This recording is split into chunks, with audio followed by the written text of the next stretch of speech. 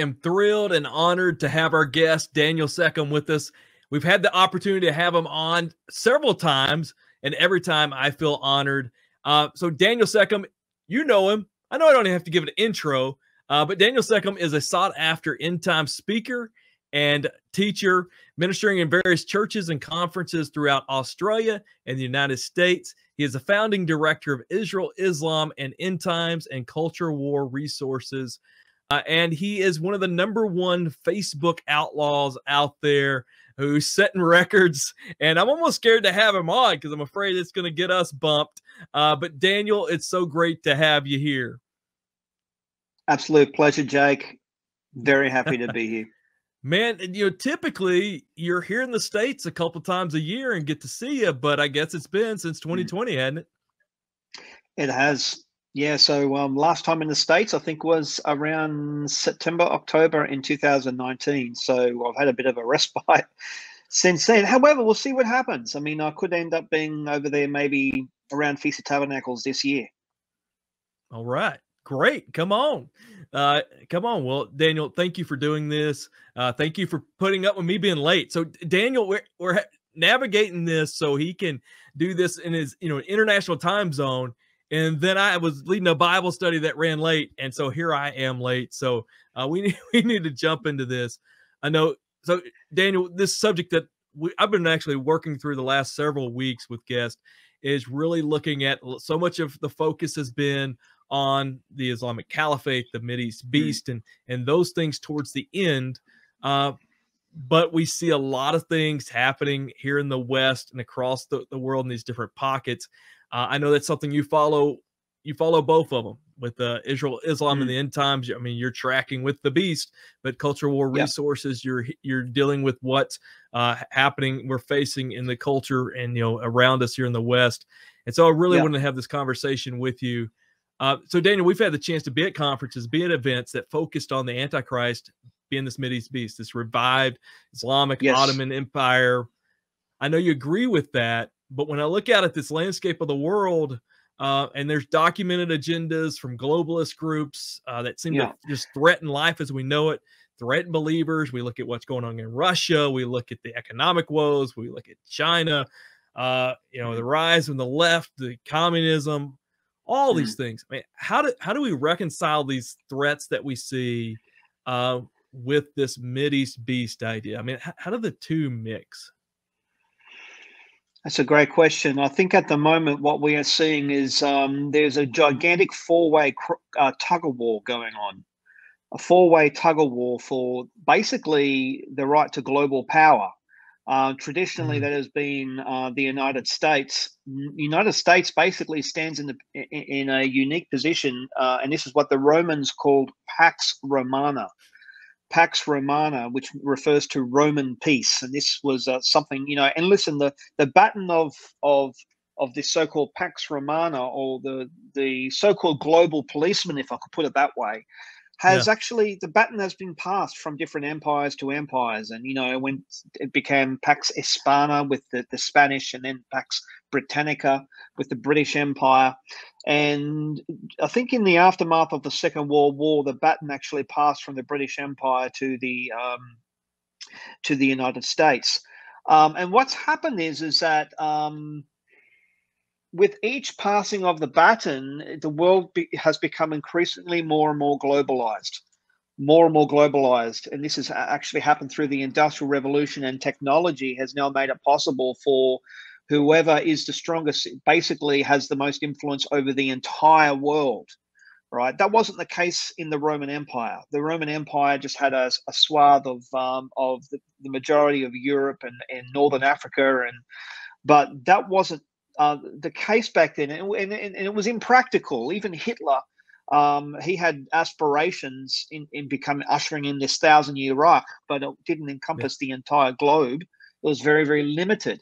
But now we are in this unusual and unique position where whoever is the top dog basically wins the right to have the power over the entire earth. That's very, very, very significant. And this is why America faces battles from, well, I would say principally there are 3 different quarters where she is facing enormous threats. And like I said before, it's a 4-way tug of war. If you were to include the pro-freedom, democratically, the people who are all for democracy, these people, these are the people who really, and this is why people voted for Trump, because they wanted Trump to secure their independence and the American way of life, how they knew it. So you've got these people who are pulling, who really do want to save democracy and want to secure the freedoms of their children and their children's children. Whereas then you've got over here, you've got China, and I guess you could say Russia. And I guess you could also put Iran in that camp as well. It's like this unholy axis here. And then you've got the globalists, which I guess you could put Soros and Klaus Schwab and the World Economic Forum and the United Nations and a lot of these big globalist organizations, where they are very, very focused and very successful in their agenda of having power over the entire world. And then you've got Islam. You've got Islam as well. Now, we should not discount Islam, although it's been very, very quiet in regard to Islam's influence, as if we were to compare it, say, 8 years ago or 7 years ago. Yeah, I mean, Islam was very prominent and basically was in the news constantly, but not so much now. Not so much now, but we should not discount that they are still a force to be reckoned with. And I think Islam at the moment is just biding its time, because why do all the heavy lifting against America? Because that's America is basically who's standing in their way. Why do all the heavy lifting when other forces are actually doing it all for them? You know, while other and listen, a lot of America's enemies is actually happening within. This is the domestic enemies that America has to contend with. We've got players who have every other interest except the Constitution of the United States.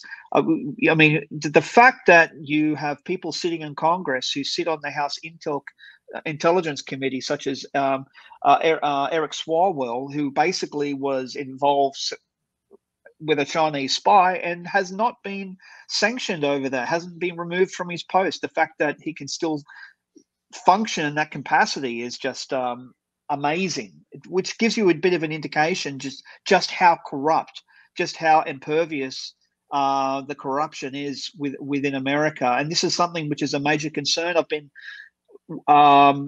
trying to raise this issue the corruption within America for the past 5 years, because it really is extraordinary.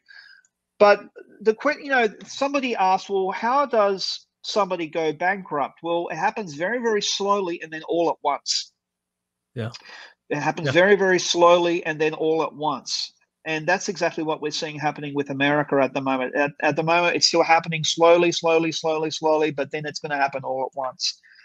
As much as I hate to say that, because I love America and I love the American people, and God pretty much has called me to be a minister in that nation.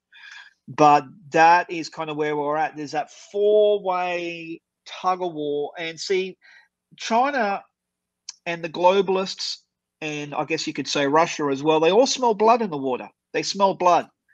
Biden is a weak and corrupt president. He's compromised.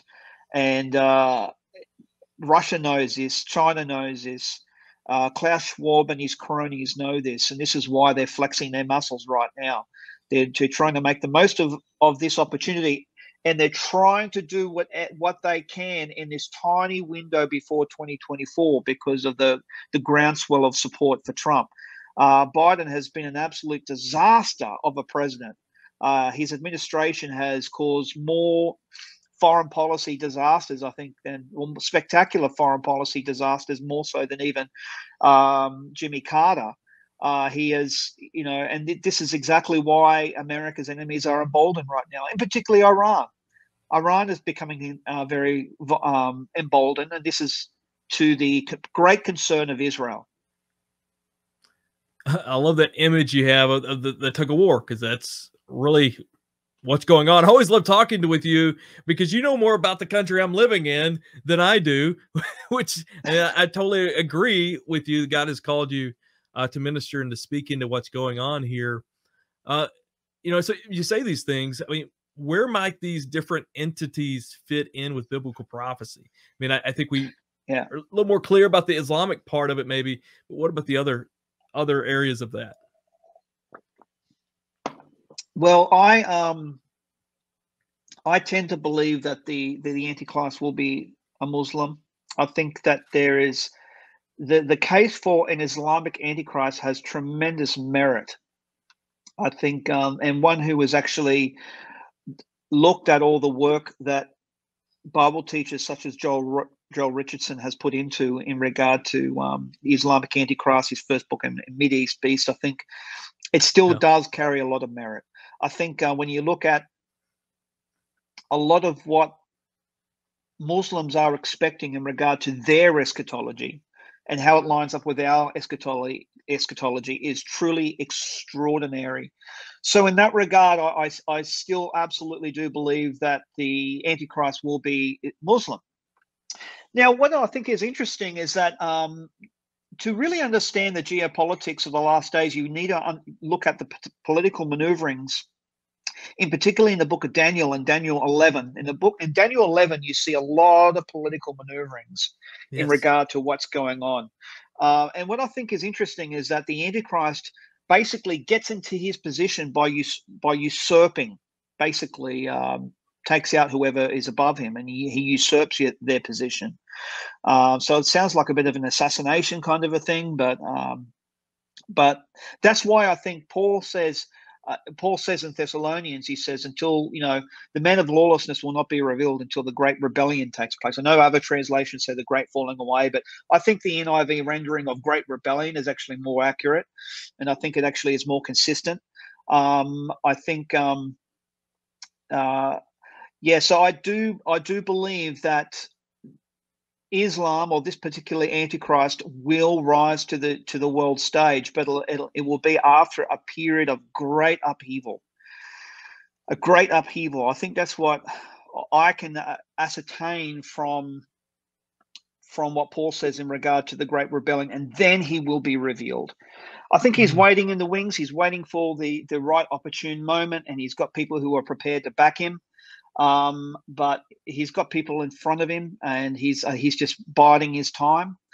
Now, does this Antichrist, is he going to come out of the unholy axis with Iran, Russia, and China, or is he going to be more associated with predominantly just with the Islamic camp, or is he going to have something to do with the World Economic Forum? Well, I think that's interesting, and I just want to put something out there, which is basically me being speculating. Yeah. All right. Yeah. So I'm speculating. And look, I know that there are others that hold different views on this, but I think about the four beasts, particularly with Daniel's vision and Daniel 7. And I think it's interesting that there are four beasts. And at the moment, you might remember when I said there is a four-way tug-of-war going on right now. Yeah. So, there is a bear. Now, look, a lot of people disagree with me when I say this. A lot of people think the bear is Iran or such and such. But I tend to take the traditional view. I do. I think God actually gives us imagery because he knows that on face value, for many of us, it will be obvious. He wants to try and make it as obvious as possible for us in the last days. He doesn't want it to be like an intense cryptogram where you have to have, he wants to make it obvious for everybody. It's right. Not. You don't have to buy a prophecy teacher's book to figure it out, to break the code. Exactly. 100%. 100%. So I do believe that the bear does represent Russia, and possibly even China could be involved in that axis, considering you've got, China's not just known as a dragon, but it's also known as that you've got that panda aspect there as well. So it's, there's that bear aspect, and the bear is told to get up and eat your fill of flesh, and it's got a rib in its mouth. In other words, it's being given the green light to go and wage war, to go and devour other countries. So you've got that aspect there. Then you've got the the leopard, and again, I'm speculating. This is conjecture. Yeah. Okay, I'm just putting it out there. But you've got the leopard, and that could very well leopards, if you look at it from a symbolism point of view, represents a lot of like Africa and in the Middle East in that sense. So I'm looking at a big global kind of a looking at it from a global sense. I know that others look at it very closely as in just the Middle East, whereas I'm looking at it from much further out. And then you've got the lion with the wings of an eagle, and I think the lion could represent Europe, and the wings of the eagle obviously could represent the United States. Notice that the wings are ripped off though, and that is extremely important. And that's exactly what I feel that I've had in my gut for the past 5 years in regard to the fate of America, that America will be basically removed from the world stage and basically will be neutered and will not have any more influence. But the wings are torn off, and that the lion basically turns into like a man and talks like a man, as the prophecy says. Now, if I could, and then you've got of course, the most terrifying beast of all. Now, who does that lend itself to? Well, this is why I'm speculating. I'm still playing around with these thoughts in my head. It could represent the globalist initiative with what we're seeing taking on right now, which is basically infiltrating just about nearly every nation. I know Australia here has the World Economic Forum has enormous influence here in Australia, enormous influence, and this is why the whole pandemic was able to get such a stranglehold on our nation, because of the initiatives from the World Economic Forum and the United Nations. In fact, the organization that basically banned ivermectin from being distributed here in Australia was actually UNITAID, the medical division of the United Nations. They were the ones who made the call and said, yeah. So when you think of these globalist bodies, and that, so I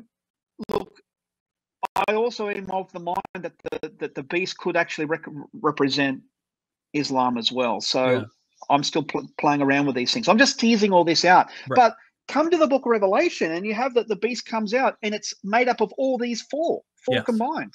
Yes. Right? Yeah. So I think that we're going to see a bit of a mismatch. Like, you're going to see someone who has an alliances to China and is working with China, but they also have that sympathetic view with Islam, and at the same time they're involved with the World Economic Forum, and yet they could have that Western background. So this is what I'm thinking about. This is what I guess what I'm really trying to I'm looking at it from that point of view. The reason why I believe it's right to look at it from a big global point of view, looking back, and not to zoom in just on the Middle East, is because you look at the pattern of the biblical narrative from the very beginning in Genesis. It starts out as international, then it zooms in, right? And it zooms in nationally onto the nation of Israel. Then it zooms in even further, right? But then as you go through the biblical narrative, you get to the cross, and then it starts to zoom back out again. And at the very end, at the book of Revelation, it's international again. Okay? And I think that's absolutely the way to look at it, because remember what Jesus said in Luke 21.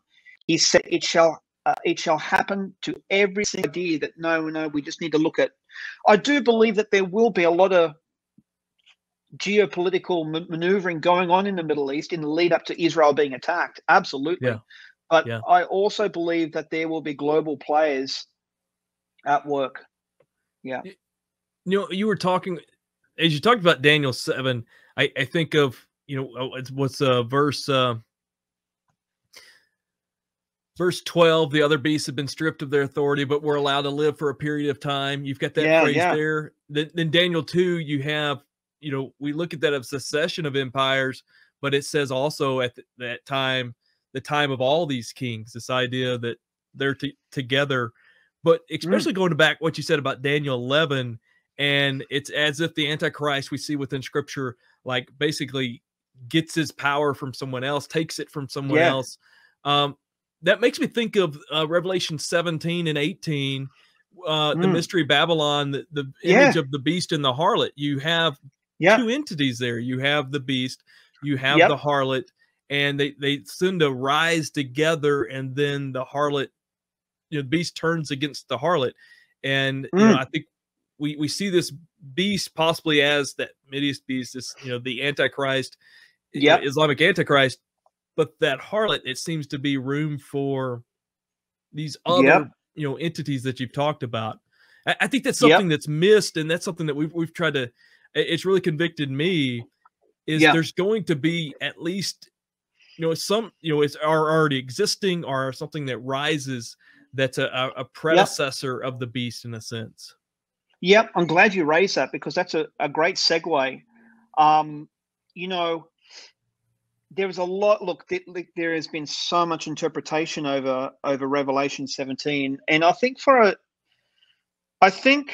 gosh, from Martin Luther, thinking that the Catholic Church was the Antichrist and all this. It's just gone over in history, and so much of church history in regard to those viewpoints are still impacting a large proportion of the church today.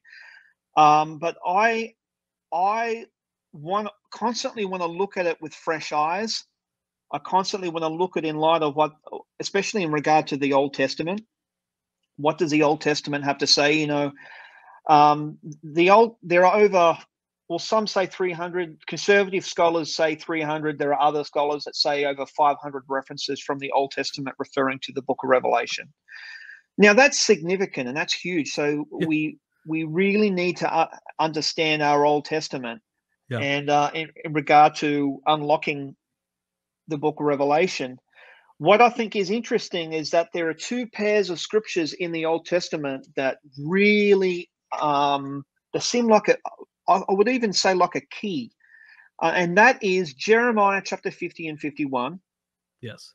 And Isaiah chapter 13 and verse 14. But Jeremiah 50 and 51 are just breathtaking. When you look, you read sentences that are very much, that are verbatim in the book of Revelation, and this is why I think we need to pay attention to what Jeremiah 50 and 51 is saying, and Isaiah 13 and 14 is saying, because Isaiah is talking about Babylon.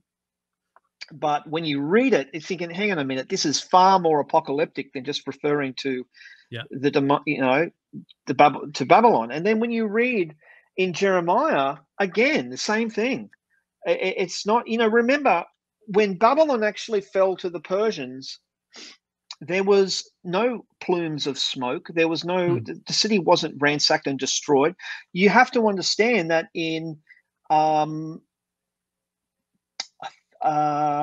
actually it's in Jeremiah 50, I believe, Jeremiah 50. And Jeremiah gives us a clue. Here it is here, Jeremiah 50, verse 40. God says, as I overthrew Sodom and Gomorrah, along with their neighboring towns, that's significant, declares the Lord, so no one will live there, no people will dwell in it. Now, was Babylon destroyed just like Sodom and Gomorrah? No, not at all. The answer is no, it wasn't. It wasn't. In fact, there were Babylonian citizens who 3 days after Babylon was sacked didn't even realize that their city had been captured. Yes. Yeah. They didn't even know, because it was done with such stealth-like precision. Yet the prophet Jeremiah and Isaiah, when they're talking about this future Babylon, and I would even say a daughter of Babylon, if I could put it that way, a daughter of Babylon, John picks up on this as Mystery Babylon. And I think there are some really strong clues that give us a bit of an indication on this particular identity. One of the things that Jeremiah refers to is that this Mystery Babylon, or this daughter of Babylon, that she will be the hammer of the earth, of the whole earth. That she will be the hammer of the whole earth. I think it might be in, here it is here. How broken and shattered is the hammer of the whole earth.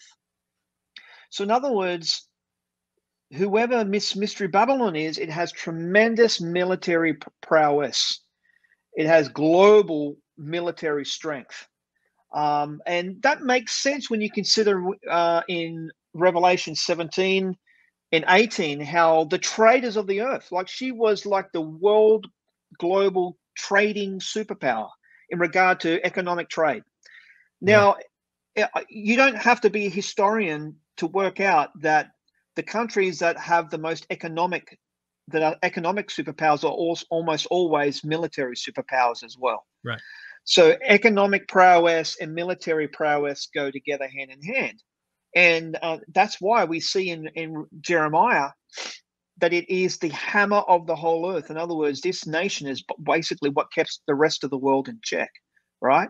It's the hammer of the whole world. The other thing that I think is interesting is that, and this is why this mystery Babylon is such a key, because when you look at the Babylonian Empire, it was an empire because it had nations within it. There was all these nations, including Israel itself, was inside Babylon. Yes. All these nations that were inside it, right? And when Babylon is finally destroyed, you find some of the most really interesting things. Like you find that people are fleeing back to their own land. Look at this. In Isaiah 13, there you go. There's Isaiah 13, verse 14. It says, like a hunted gazelle, like sheep without a shepherd, each will return to his own people. Each will flee back to his own native land, right? And then in Jeremiah 50, verse 28, 37, a sword against her horses and the chariots and all the foreigners in her ranks.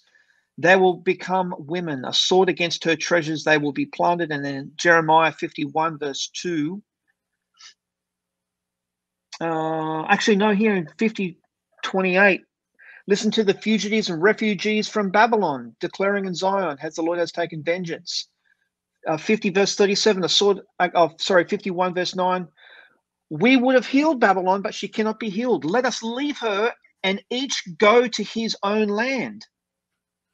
Now that is really, really significant. And again in Jeremiah chapter 51 and verse 44, I will punish Bel and Babylon and make him spew out of what he has swallowed. The nations will no longer stream to him. The nations will no longer stream to him. Wow. Okay. I mean, the most prosperous, decadent nations on earth that are offering basically welfare to even whoever comes in, they're going to have nations streaming to them. They're going to have nations streaming to them. And let's go and have a look at the three names on this prostitute's forehead, because I think it makes tremendous sense. The first one, Mystery Babylon. Not just Mystery Babylon, but Mystery Babylon the Great. Okay, there is an emphasis on it, the Great. In other words, this is going to be the Babylon of all Babylons. The Babylon of all Babylons. And, you know, what we saw, what happened in regard to the Babylonian Empire with its military prowess and its cultural influence, and the fact that it had all these nations that lived on the inside of it, it's going to be like that, but on steroids. It's going to be the ultimate, right? The ultimate. And then also, too, let it be said that Babylon was a pagan empire, and a lot of the pagan practices that were practiced in Babylon we're seeing happening today. Right? In the West, you know, all those pagan, and number one is child sacrifice. Child sacrifice was regularly practiced by the pagan Babylonians and many other pagan empire. But let's move on to the next thing, and this is extremely important. The next thing was the mother of all prostitutes. Okay? Now, it's not just prostitute. Not just prostitute. No, it's the mother of all prostitutes. Okay, so how do we understand, what does it mean by calling this nation a prostitute? Well, we have to go back to the Old Testament. Okay, let's have a look in the prophetic books, because the prophetic books refers to nations as prostitutes, right? So what is the context in regard to that? What is it? Why do the prophets refer to these nations as prostitutes? And there's one common recurring theme. And the common recurring theme is this, that it's always referring to a nation that once knew God and then turned its back. It knew God and knew the truth. It was a righteous nation, but then it was seduced by the surrounding nations and then turned its back and went headlong into wickedness. Now, predominantly, this is exactly what is said of Israel when it was the United Kingdom, and then of Judea, the southern kingdom, and of Israel in the northern kingdom, especially when we look at the really sexually graphic chapter in Ezekiel with Ohila and Oholibah, the two sisters. But what is interesting, there are two instances where there are Gentile peoples referred to as prostitutes. One is a city, or I should say a city-state, and the other one is a country as well. So the first one is, I want to refer to the first one first, and this was Lebanon at that time, and it was under the rule of a man called Hiram, King Hiram, and this is what Isaiah actually refers to him and says back in regards to Tyre and Sidon, or that whole region of Lebanon, that they will go back to their trade of prostitution, right? So were they originally righteous? And the answer to that is yes. In fact, King Hiram was a godly ruler. He was very good friends with Solomon. In fact, he was the one who supplied Solomon with the cedar wood. They would put it on the rafts and send it down. Hiram was a believer in Yahweh. And so he loved God. But what happened is that the nation became wicked. And that's when you have Isaiah rebuking King Hiram and saying that they're going to go back. They're going to become basically a prostitute. The second time of a Gentile nation being referred to as a prostitute is interesting, and you find that in the book of Nahum, when the prophet Nahum rebukes Nineveh, the city-state Nineveh, and says that you have become a prostitute. Now, did Nineveh used to be a righteous city? And the answer to that is Jonah. Absolutely. Sorry, I beat the punchline. Yes. That's all right. You didn't steal my thunder. I think the thunder was being heard already. Yeah. But the 140 years prior, God raised up Jonah to go to preach to Nineveh, and they repented, and they were a righteous city. Lasted approximately 140 years. 140 years. And then God raised up Nahum to go and to rebuke them and said, you have become a prostitute. Now, that is the biblical definition of what a prophetic prostitution means. You know, we read the book of Hosea, and one of the recurring themes that we see in Hosea is a spirit of prostitution. Yeah.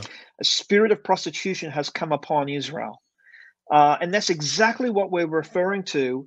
And this is what we're seeing in the book of Revelation. But it's not just a prostitute. No. This is the mother of all prostitutes. In other words, this nation or empire knew the truth so intimately that its very foundations were saturated in, I guess you could say, Christianity. Its very foundations, its heritage is absolutely Christian through and through.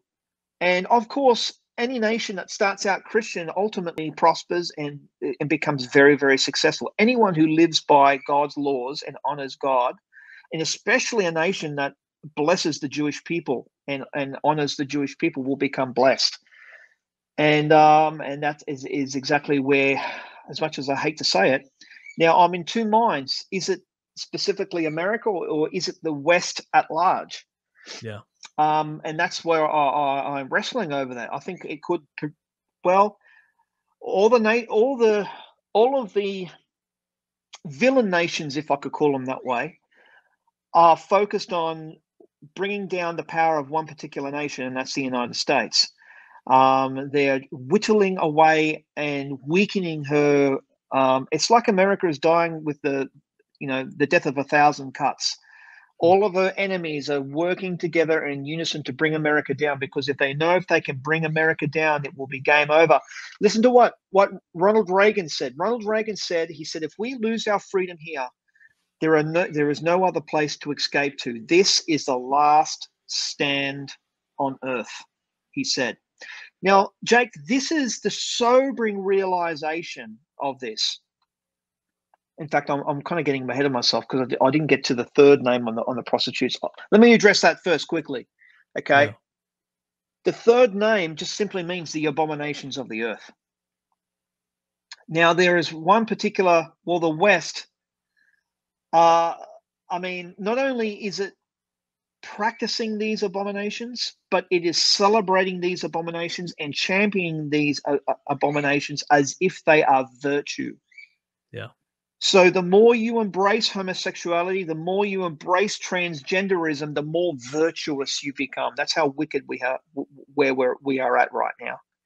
That's where we're at right now. And I should add, this is why we are seeing this incredible madness, like the madness that has come upon us, where we have completely lost our collective minds to the point that other nations watching on are basically laughing. In fact, I'm thinking there are African nations that call it the Western disease. They call it the Western. Oh, that country's got the Western disease. That's why they've gone mad. That's why they can't tell who's a boy and who's a girl, right? And yeah, exactly. And they're making it the laws of the land. They are making it the law of the land. Now, does Jeremiah 50 and 51 have something to say about this madness, or Isaiah 13 and 14? Yes. In fact, if we were to go to Jeremiah 51, I would like to read this to you. This is in Jeremiah 51 and verse 6. It says, flee from Babylon. Okay, we also see that in Revelation. In Revelation 17 and 18, run for your lives. Do not be destroyed because of their sins. It is time for the Lord's vengeance, and he will repay her for what she deserves. Babylon was a gold cup in the Lord's hands. She made the whole earth drunk. The nations drank her wine, and therefore they have now gone mad. They have now gone mad. Babylon will suddenly fall and be broken. Wail over her. Get balm for her pain. Perhaps she can be healed. Right? And that is hope for those who are faithful in the midst of all this. Yeah. You know, because, and this is what I was leading on to this before. But I believe, Jake, and this is the sobering realization, we are going to go from a world of predominant freedom and pockets of totalitarianism. And when the Great Rebellion takes place, and there's going to be that huge chaotic moment in time in which there will be, the globalists will basically seize power, and America will basically be relegated to, will basically be removed from the world stage. We're going to go from a free world with pockets of totalitarian to a totalitarian world with pockets of freedom. There's going to be an inversion of that, and it kind of reminds me, you know, if I were to ever get an example from popular culture on how that would look like, and please forgive me for the Star Wars reference, but yeah. I'm not sure if it's episode 2 or episode 3. It might be episode 3, but you might remember there was that time, pivotal moment, where the emperor executed a particular order, and then all the ones who were basically secretly aligned with the emperor turned on the good guys, and everything shifted.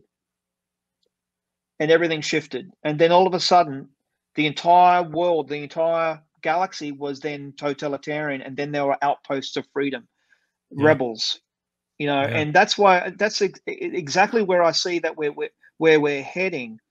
I do believe there will be a point of great upheaval, and that could coincide with the destruction of American cities. Many American cities will be utterly destroyed. And when you think about it, it makes sense with what Jeremiah actually talked about when he talked about Sodom. He says, as I've overthrew Sodom and Gomorrah along with their neighboring towns, declares the Lord, so no one will live there. No people will dwell in it. And when you look at it that way, it also makes tremendous sense when you look at it in Revelation 17, and you see that the beast and the 10 horns you saw will hate the prostitute. They will bring her to ruin and leave her naked. They will eat her flesh and burn her with fire. Right? For God has put it into their hearts to accomplish his purpose by agreeing to hand over to the beast their royal authority until God's words are fulfilled. Interesting, Jake, we just talked earlier about how Daniel's vision of the beast and how the beast gave their authority over. We see the same thing here. See the same thing here. So sobering. Can you give us, from an outside the United States, how much of you talked of the maddening, I mean, sexual immorality. I mean, how much do we export to the world? Yeah. Can you give us an idea what that looks like? Well, I think for me as an Australian, okay, because I'm on the outside looking in, and it's hard for Americans to comprehend this. I mean, if you were to ask someone what water is like, you don't ask a fish. Right. Exactly. Yes. You don't ask a fish. So in other words, you Americans are involved in your world constantly. In fact, for a lot of Americans, the world simply is the United States. Yeah. But as an Australian, I can tell you that the influence that the United States that it has over my own nation is absolutely immense, massive. In fact, if there is a trend that happens in America, it will happen in Australia, without question. Without question. You might remember the George Floyd riots, when the George Floyd riots happened in 2020. It happened here within days. Happened in here. Australia was just as outraged, right? There was rioting in the streets here in Australia. That's how much of an influence the United States has. Massive. You might remember the time when the whole kneeling thing with the Colin Kaepernick and all those athletes that kneeled, right? Same thing happened here with our rugby league games. Same here with our rugby league games. Our AFL and rugby union stars were doing the same thing. Same over in England with the soccer stars over there. Okay, this is the amount of influence that America has. It is really huge, and it might be challenging for a lot of Americans to understand that. But America has far more power and influence.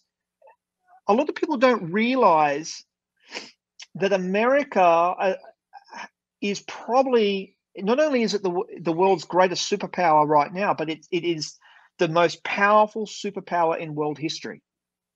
No one has ever witnessed the power and the success and the strength and the dominance and the influence as the United States.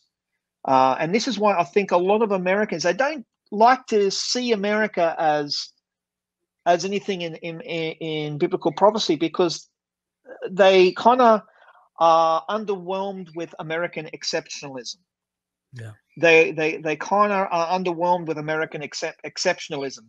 They really don't comprehend American exceptionalism. But as an Australian, American exceptionalism is unprecedented. It is massive, huge. It influences the world. If America coughs, the rest of the world catch a cold, if I could put it that way. And that's how much influence that they have. And this is why I believe that if America were to falter and to fall, the consequences on the world stage will be simply unfathomable. And I want to read to you a quote, which I think is very, very interesting in regard to the implications of America departing the world stage. So Elder Ignatius of Harbin, he said, "What started in Russia will end in America." He said, and he's referring to what the Bolsheviks did in Russia. Abraham Lincoln said, "We shall nobly save or meanly lose the last best hope of earth." Now, Karl Marx said this. Now, Karl Marx is not a prophet, but he had incredible insight into geopolitics and economics. But well, listen to what he says.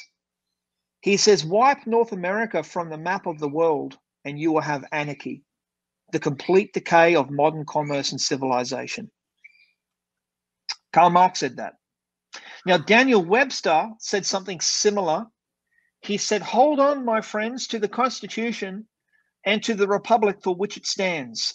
Miracles do not cluster, and what has happened once in 6,000 years, he's referring to the American Republic, may not happen again. Ooh. Hold on to the Constitution, for if the American Constitution should fail, there will be anarchy throughout the world. Wow. As you talk about this influence, it just sounds like America could have been a golden cup in the hands of the Lord. Yeah. To wield so much influence. Yeah. Yeah. And miss that opportunity.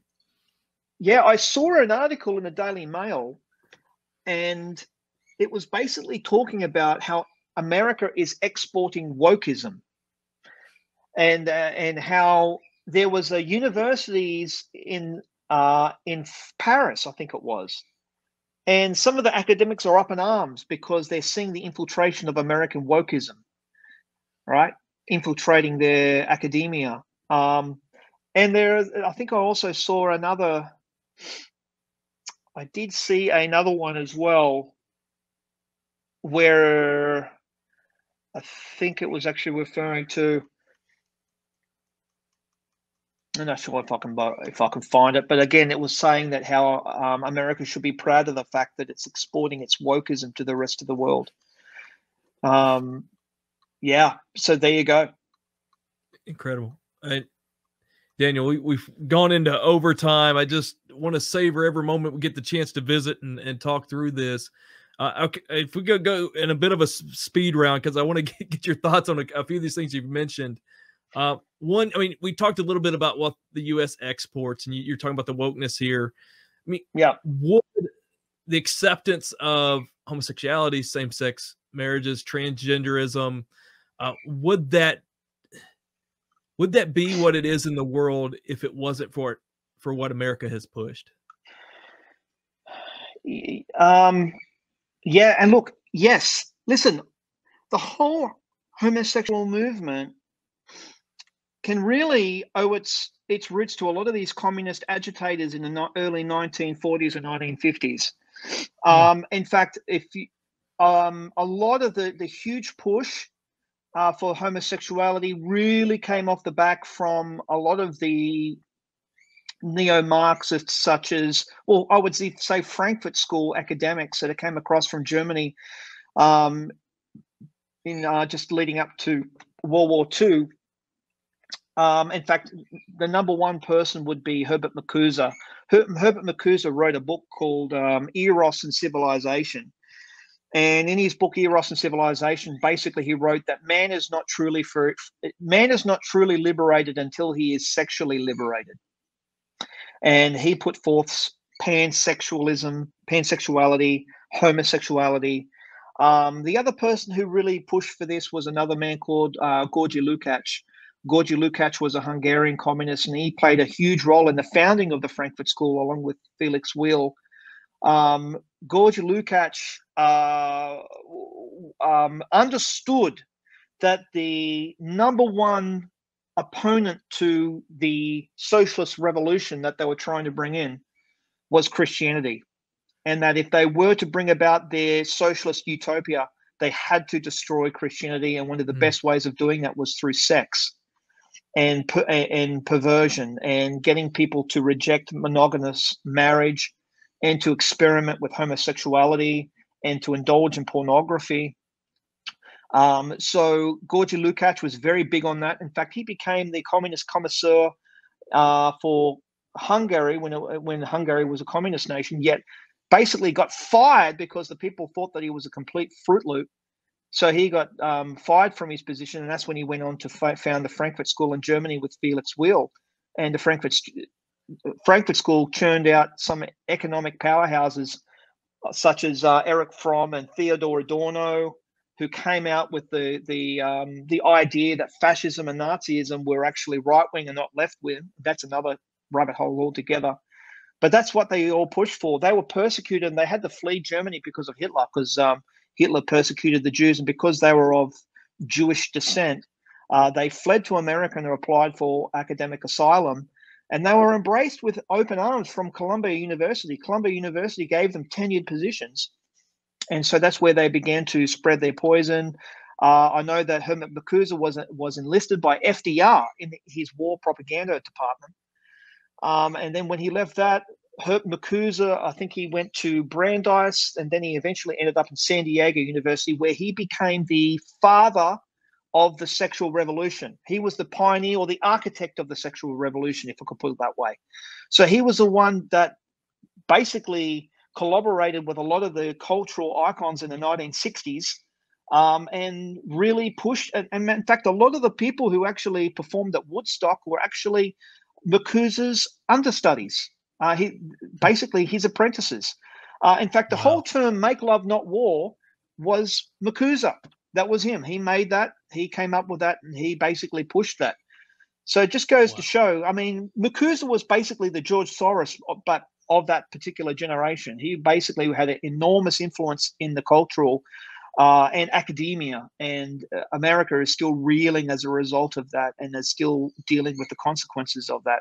I actually just found, Jake, I'm not sure if I can actually, here it is.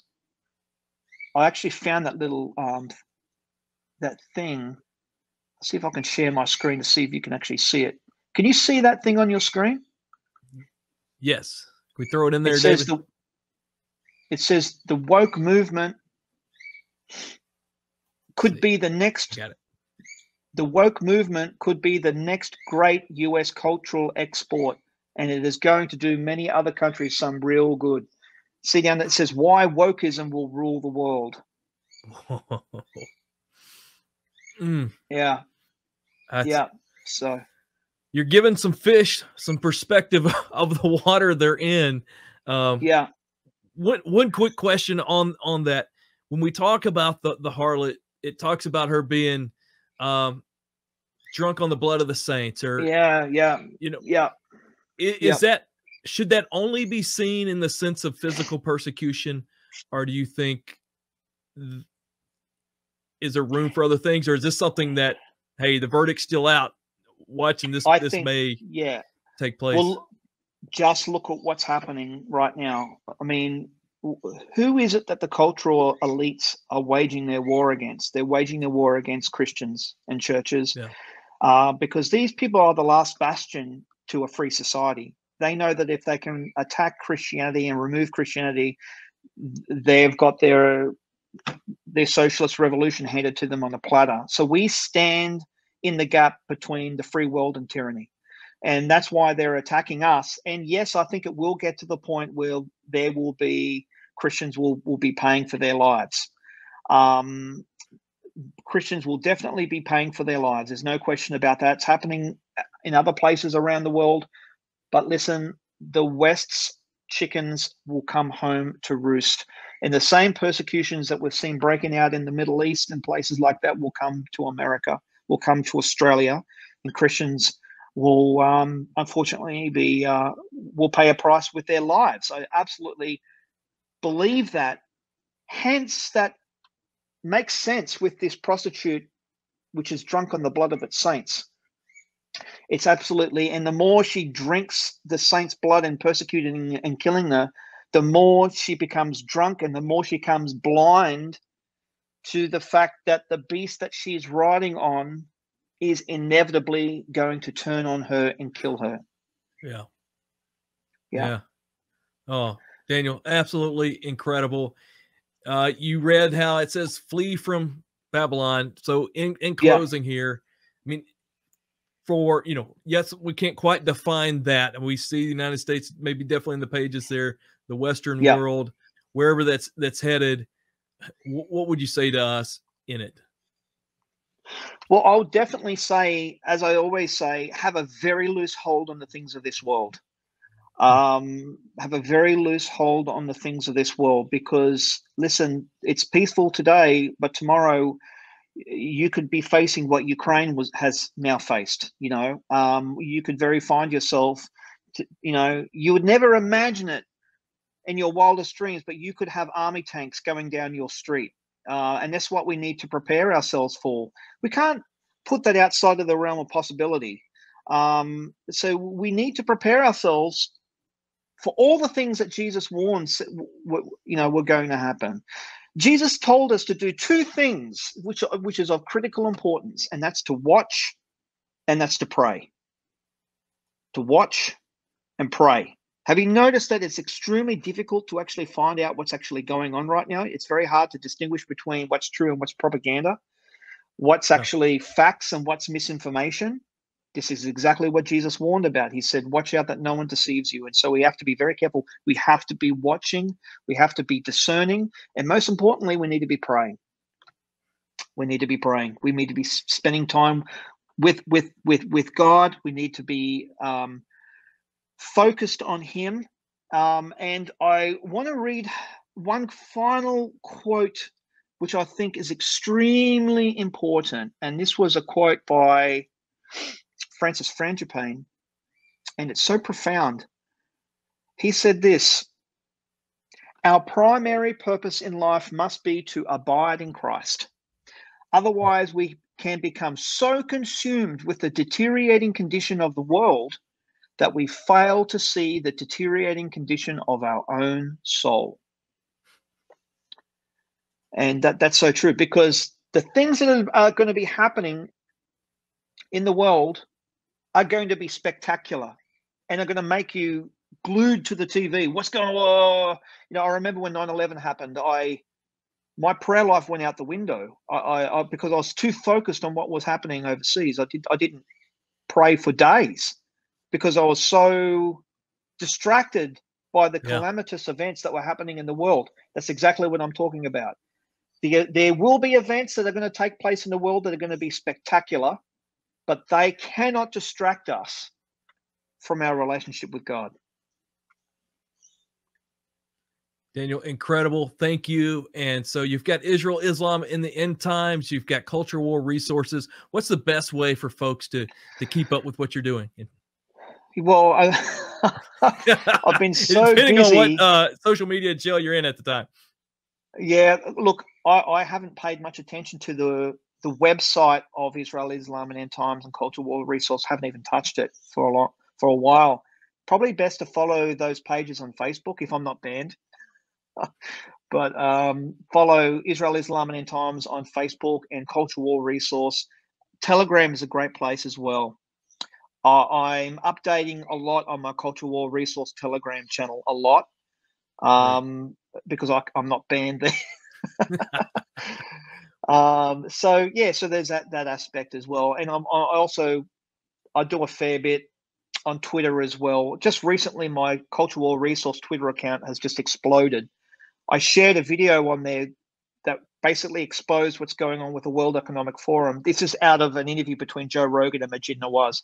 Anyway, that 2-minute segment from that interview just went viral, crazy viral, and was viewed 3.5 million times.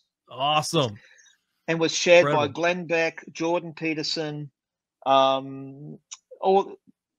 bunch of other high-profile conservatives. Anyway, it added 8,500 followers to my Twitter account. So that is incredible. That's awesome. God bless that. I mean, that's incredible. Daniel, I just would love to go for another hour. But everybody, we got bonus time with Daniel today. And so this is so good. Daniel, thank you. Everybody, thank you for tuning in. And Daniel, I hope you'll stick on for a minute. I'd like to say, I'll say goodbye to you offline, but everybody, thank you for being a part. See you next week.